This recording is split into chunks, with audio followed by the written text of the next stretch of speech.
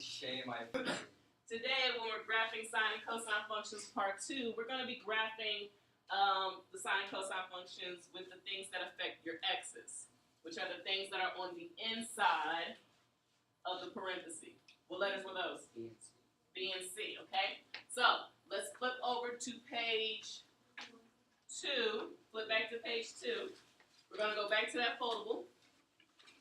Or it might be on your page 3. I'm not quite sure where some of you all glued it in. But go to the foldable, the pink one. Go to the pink foldable. And let's flip over to the tab that says period. Okay? Now your period. Mentioned this last class, but now I'm really going to talk about it in depth. But the period of a trigonometric function is the length of one full cycle of the graph.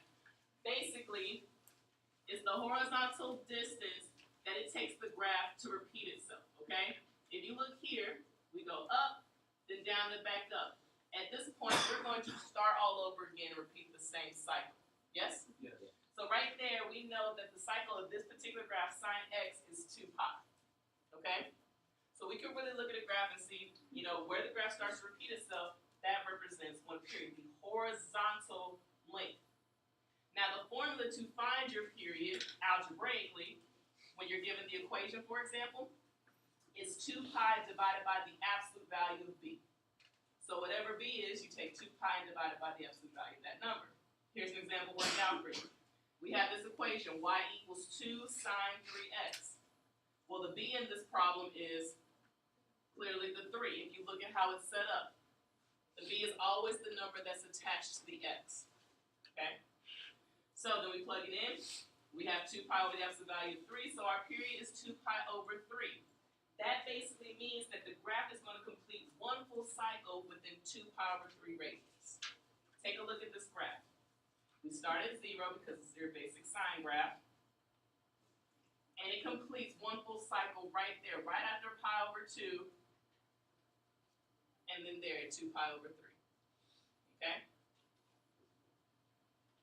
Now, that graph is given to you. Both of those were, if you ever have to graph it to yourself, this is how, in my opinion, probably the easiest way to do it. You take your x's and you're going to do something to them. I will not give you the answer. We'll see who can tell me what the answer is. If there's a number on the inside, describe the type of transformation that it is. Like how you did in your homework on the first 6 problems. Horizontal what? Or by the factor of the reciprocal. So you're going to multiply all your x's by the reciprocal of b, which is just 1 over b. That is how you find each one of these points when you're graphing. Okay, so everything now that we're talking about today is going to affect your x's. We are going to recap a little bit, though, from Wednesday and the stuff that affects your y's, okay? So,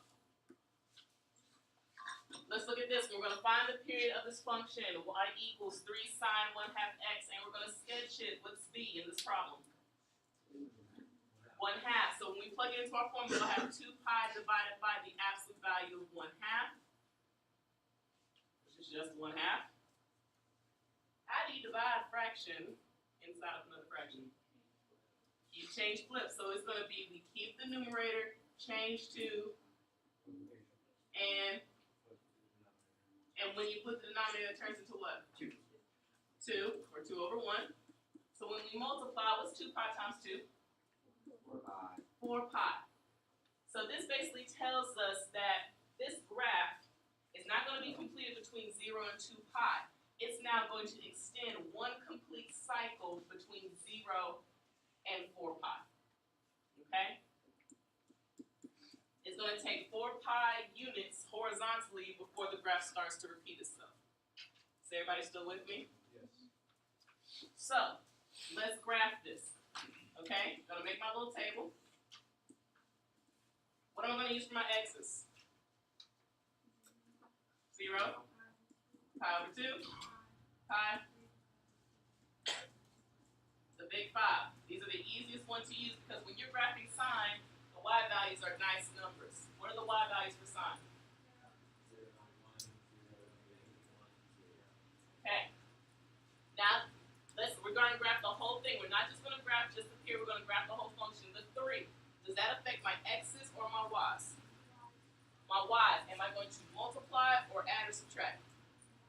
I'm going to multiply by what number? 3. Let's do that real quick. This is basic review of what we did yesterday.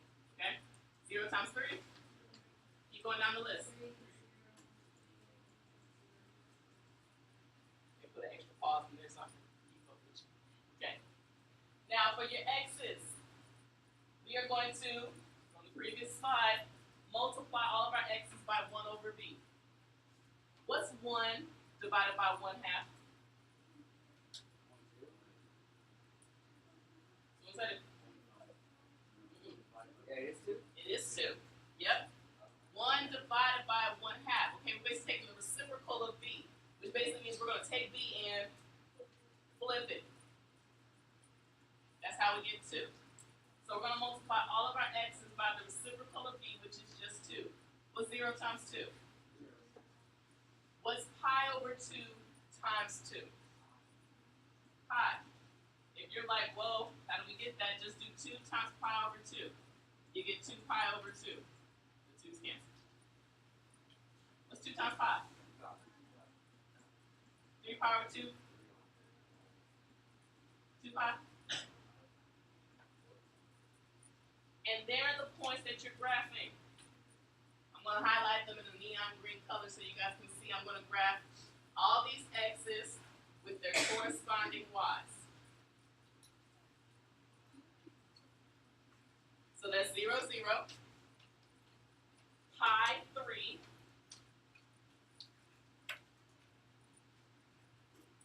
2 pi 0, 3 pi negative 3, and 4 pi 0. I think I might be a little off. So I'm looking at it versus down. And make sure you connect your points with a smooth curve. And there you go. You have one complete cycle between 0 and 4 pi, and it does look like our sine curve. So number 9, we have to find the period of y equals sine 2x in this sketching. And then how many cycles of the function are completed between 0 and 2 pi? Well, what's the formula to find your period?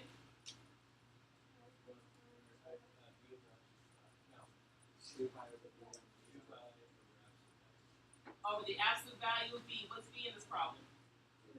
2. So that just turns into 2 pi over 2. So what's our period? Pi. So our period is pi. That basically means we're going to complete a full cycle between 0 and pi. Okay? So this graph is basically going to be shrunk horizontally by a factor of, not 2, but 1/2. It's always the reciprocal ones on the inside. So this basically is going to go from here to squish. Okay? All right. Yes? From that, can we just tell how many cycles it's going to be? You sure can. How many cycles is it going to be? It is 2. The B actually will tell you how many cycles you'll have between 0 and 2 pi. So whatever B is, that's how many cycles you're going to have. So back up here, when the B was 1/2, that means we went half of a cycle between 0 and 2 pi. Take a look. Isn't this half of the sine curve? Okay, so whatever B is will actually tell you the number of cycles.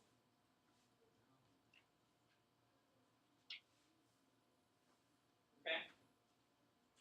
So B not only tells you your period, or how to find, or it gives you what you need to find your period, but it also tells you your number of cycles.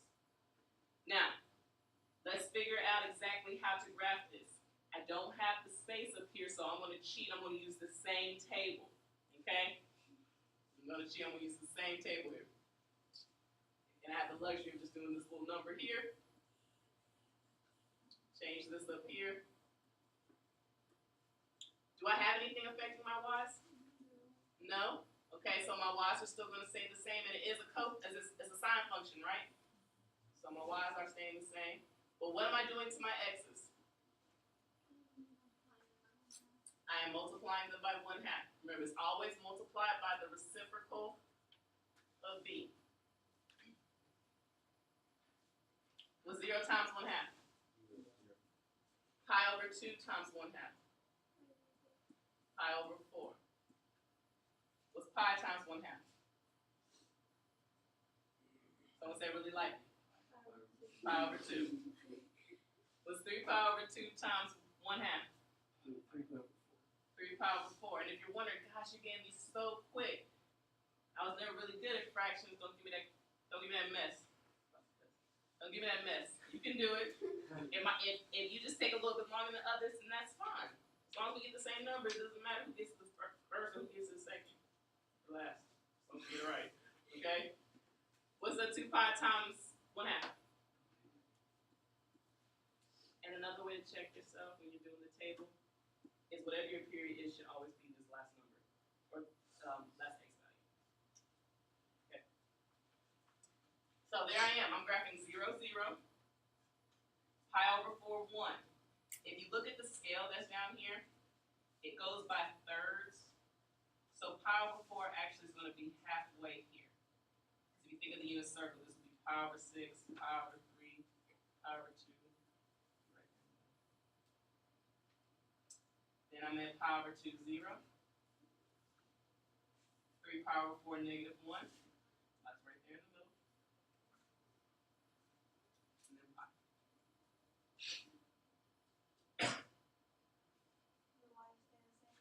And the y stay the same. Yep, because there was no number in front or in the back to affect our y's.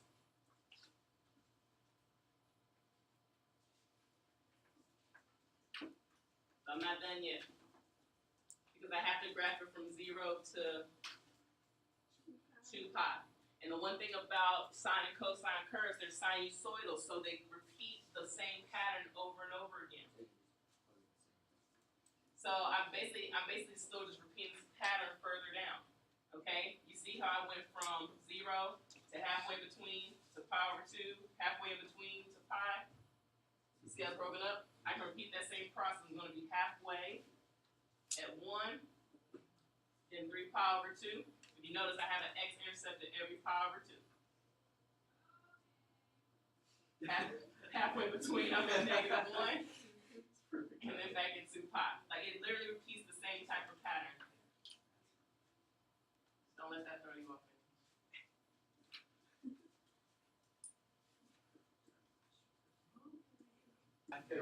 So we're graphing this one. All right, so let's take a look at the chart. So there's our table. We take our x's and we multiply them by 2. So now we're going to graph the points. Did you guys get this? Yes. Awesome. Okay, here's the next one. Here's the next one, okay? Be careful. And actually what I want you to do is with this graph, it's the one that goes from negative 2 pi to 2 pi. Use this one, the one that goes up to 4. Use the one that goes up to 4, okay? What I actually want you to do is I actually want you to trim it. I want you to take your scissors and cut right here, okay? Got halfway to negative 5. So we're only going to be using this part. It's this graph right here, right? Mm-hmm. I have a question. So cut right there, so you only have this part. You guys see that? Alright, so let's look at the table for this. What's happening to my x's?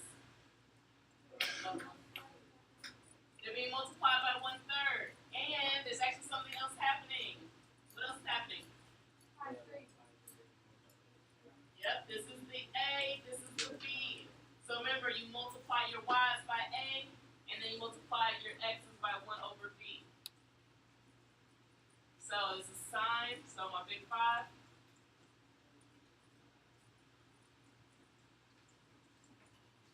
My y's start at 0 or 1. Do my y's first, run them out. 0, 3, 0, negative 3. And my x's? 0. Pi over 6. Pi over 3. Pi over 2. Pi over 2. 2 pi over 3. 2 pi over 3. So this one's kind of squished. Yeah, there is.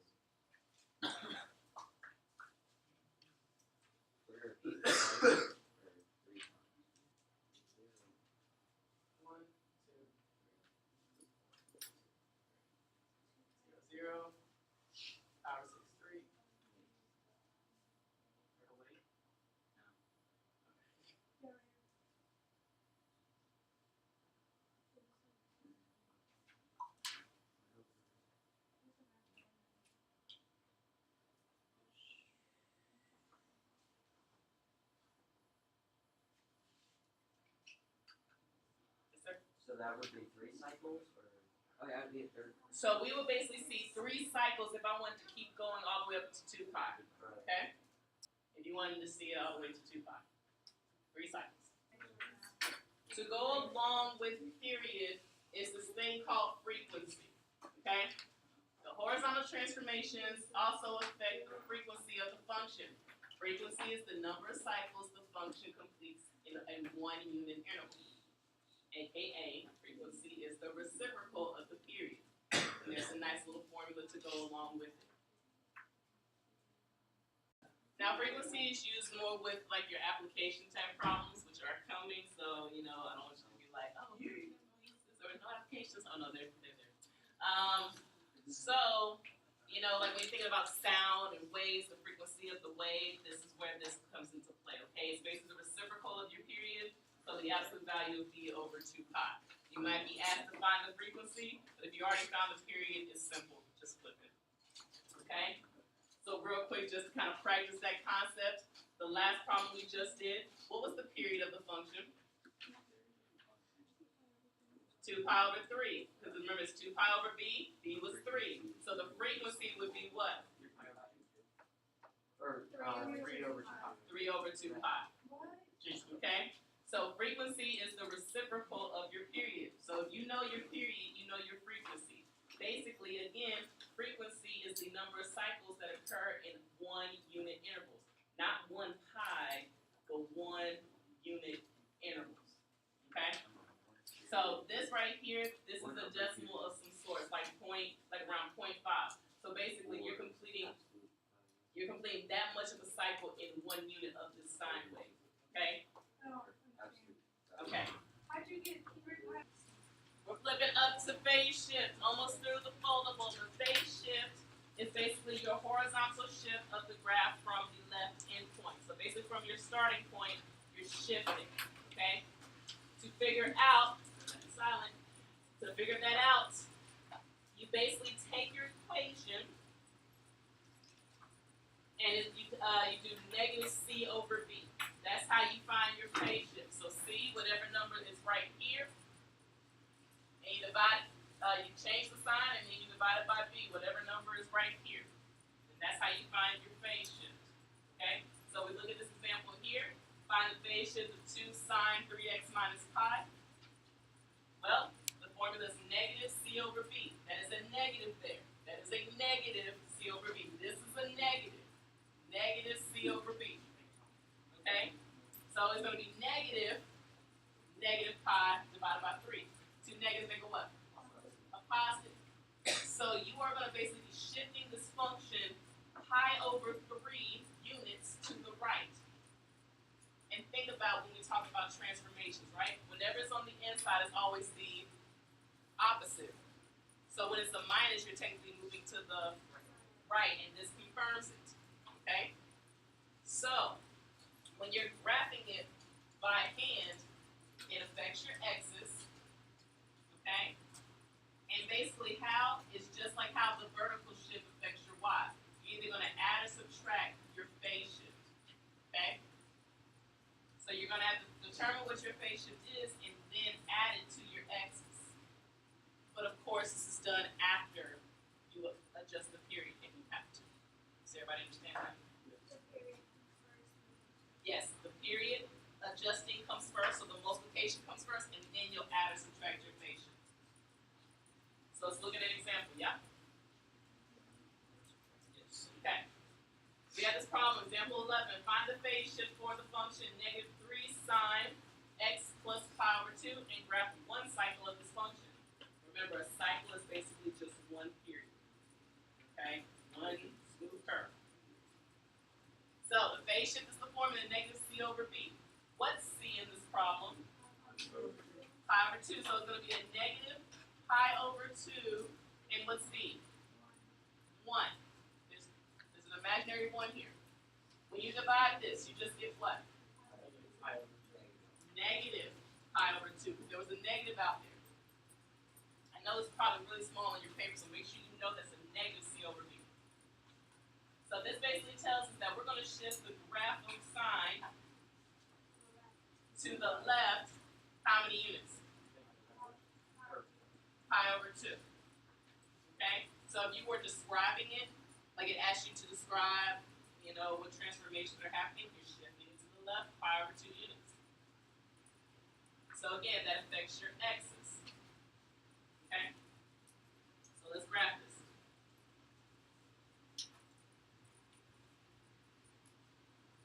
Same big pi.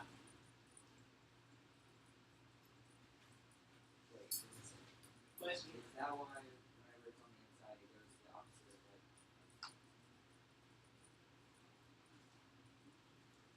Wait, so what is it affect x?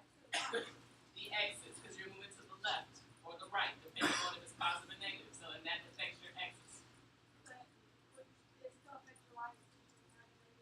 Yep. My y's are still being affected because there is an a value there. What do we do with the a's? You multiply them. So I'm going to multiply all of my y's by -3. Am I changing my period any? Like what's b? 1. And so if my period was changing, I would do 2 pi over b. But what's 2 pi over 1? 2 pi. That is your standard sine, cosine period. So I'm not changing my period. So I'm not multiplying by anything here because technically I'd be multiplying by 1.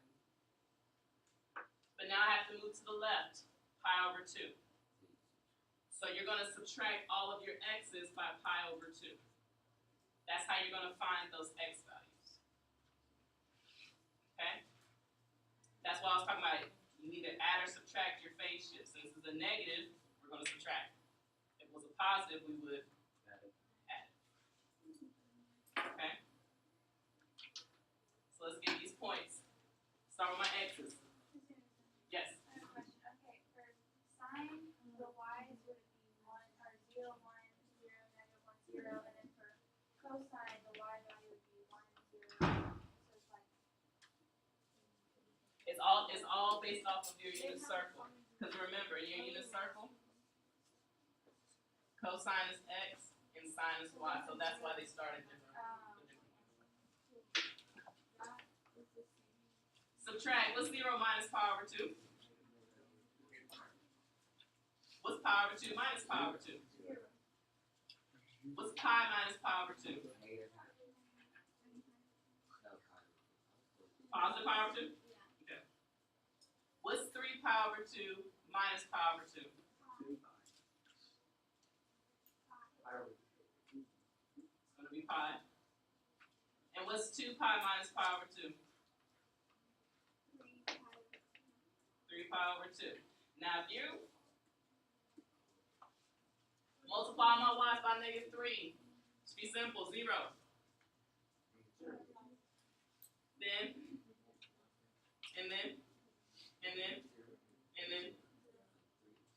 and there we go. Bottom.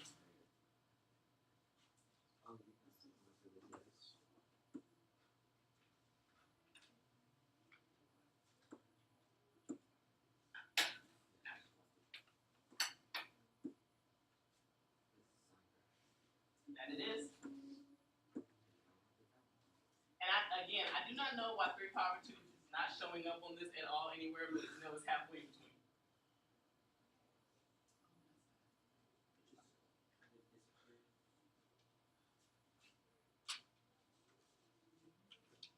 Why is sign upside down? Because you reflected it over the y with a negative during the 3.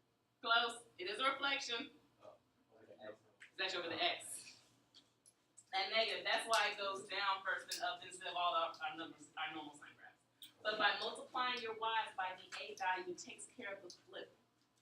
So that's why you just multiply by a. It doesn't matter if it's positive or negative, just multiply by a. So we're not going to worry about left endpoint, right endpoint. If anything, it's just a way to check to make sure you've got the right starting point and ending point. But I'm not really concerned about that. I'm more concerned about graphing this function. Okay? I'm going to give you guys 2 minutes to try to get the table. Okay? On your own. I'm going to give you 2 minutes to try to get the table on your own, and then we're going to go over it together.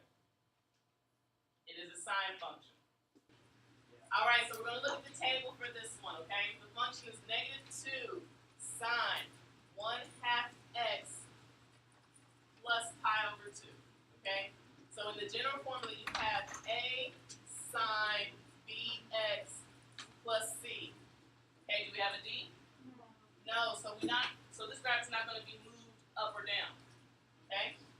at our table. Starting with the basics. Wow. It's got a fish and then you got a not simple. Okay. So the only thing that's gonna the variables that are gonna affect my y's are a and d. I don't have a d, but I do have an a. Am I gonna multiply that or add or subtract it? So I'm gonna multiply all my a's by -2. So that's gonna give me a 0, -2, 0, 2, and a 0. But there's a couple of things happening to my x's because I have a b and a c. Remember, we got to do our horizontal stretches and compressions first. So we got to do the multiplication part first. And we always multiply our x's by the reciprocal of b. So since b is 1/2, you flip it, it turns into a 2. So all of these are getting multiplied by 2. You got to flip it. Remember, it's always 1 over b. That's phase shift. We haven't gotten there yet. Say what? Yeah, we haven't gotten to phase shift. You always do your period first and then exactly PEMDOT. So do your multiplication first, which is the period part, and then your phase shift is the moving left and right, the add and subtracting. So 2 times 0 is 0. What's 2 times pi over 2? This turns into 2 pi. This one's going to be a 4 pi. So we took care of the b. We took care of the fact that the period is being changed. That 1/2 piece is going to be stretched. Okay? But now we have to add or subtract our phase shift. To find our phase shift, we do -c over b. That's the formula. So the -c, c is pi over 2. We're going to divide it by b. B is a 1/2. We get pi. Negative pi. Sorry. Keep, change, flip. That's -2 pi over 2, so that's a negative pi. So when we add or subtract, we're adding or subtracting our phase shift, not our c, our phase shift. So after we multiply by 2, we're now going to subtract all of these by pi.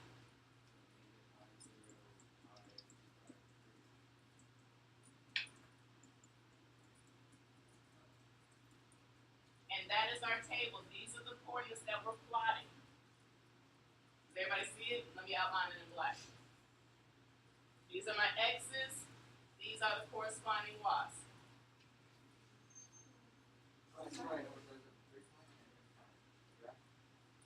That's what, yeah. So now let's graph this. Does everybody have it written down? I'm leaving this page. Negative pi is 0. Then 0 what? -2. Then pi 0. Then 2 pi 2. Then 3 pi 0. Why is sign upside down? Bunch it over the x-axis. That -2 causes it to reflect over the x-axis. It's the last thing that goes on your page 4. Okay, we're going to graph this example. We're going to state, and along with graphing it, we're going to state the amplitude, period, frequency, and phase shift to get some practice on those words and those terms. Okay. Yeah, all the above. All right. So the amplitude. Amplitude is what? How tall? What part of the equation tells us our amplitude? The A for amplitude. A for amplitude. So what's our A value? 1. And amplitude is always the absolute value of A. So our answer for amplitude is 1. Did anybody catch that? I don't think that's good. So remember, amplitude is the absolute value of A. A is 1.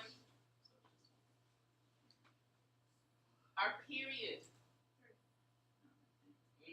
No, not 3. B is 3. What's period is what?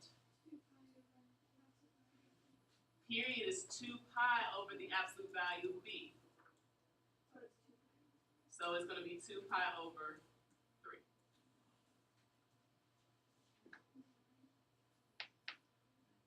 Which would make sense that you want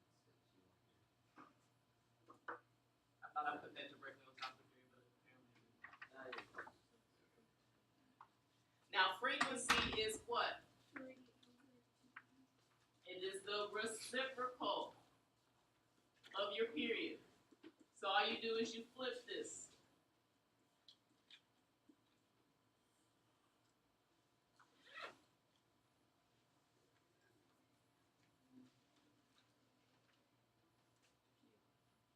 And phase shift. What's the formula for phase shift? Negative C over B.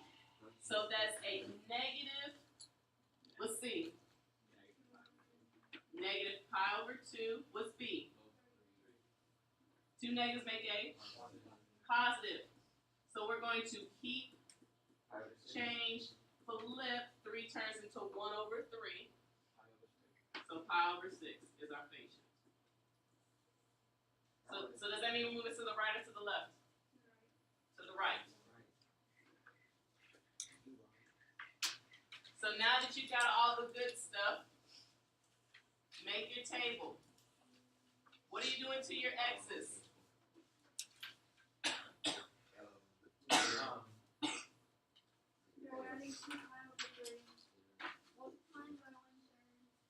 You're multiplying by 1 over b.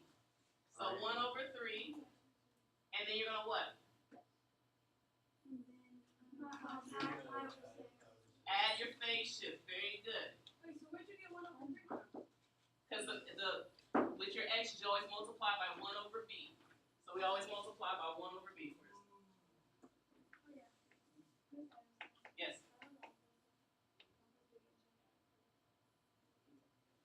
What do you do to your y's? Nothing. Nothing, because we technically would multiply by a, which is, 1. and then we would add our d, but there's nothing there. So now that that's set up for you guys, can you guys do the table? Maybe. Do the table. You guys got it. So then there's your table, okay? And you graph it accordingly, okay? Since you're drawing it yourself, it's all up to you on how you label it, but the main thing is that you do label this, okay? So since mine only goes up to, I'm gonna divide mine by 3s. You don't have to do yours by 3s, but, you know, hey, to make it easier for me, I'm just gonna do it that way. Because pi over 6, right there. Pi over 3, pi over 2, 2 pi over 3, 5 pi over 6.